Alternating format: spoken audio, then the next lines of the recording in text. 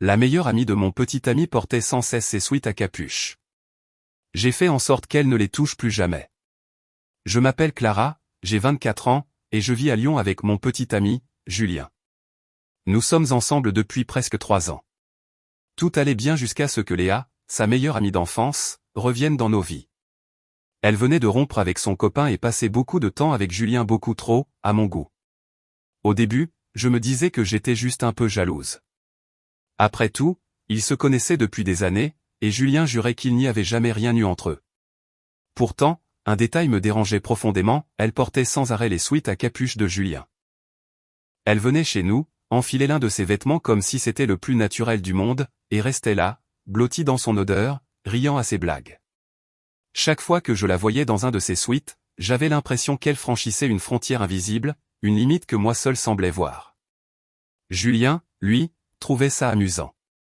C'est Léa, disait-il simplement. Un samedi matin, je suis rentré plus tôt du travail. Julien était sorti faire des courses. Léa était là, assise sur le canapé, portant encore un de ses sweats gris. Elle regardait une série, les jambes repliées, comme si elle habitait ici.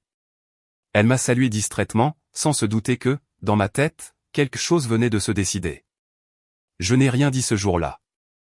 Je me suis contenté de sourire, de ranger un peu, de noter discrètement le modèle du sweat qu'elle portait.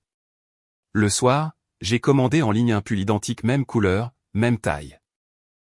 Quand il est arrivé, j'ai échangé les deux discrètement. L'ancien sweat, celui que Léa aimait tant, a fini dans la machine à laver. Avec un peu trop de vinaigre, de javel et un cycle très chaud. Le tissu a rétréci, les bords se sont déformés, et l'odeur forte du détergent a remplacé celle de Julien. J'ai soigneusement plié le vêtement abîmé et l'ai reposé dans le placard. La fois suivante, Léa est revenue. Elle a voulu, comme toujours, prendre son sweat préféré. Elle l'a passé, mais il était devenu trop petit, rêche et inconfortable. Elle l'a immédiatement retiré, fronçant les sourcils. Julien lui a proposé d'en prendre un autre, mais elle a refusé, visiblement vexée. Depuis ce jour, elle n'a plus jamais touché à ses affaires. Je n'ai rien dit à Julien. Il n'a jamais su. Léa a fini par venir de moins en moins souvent, puis plus du tout.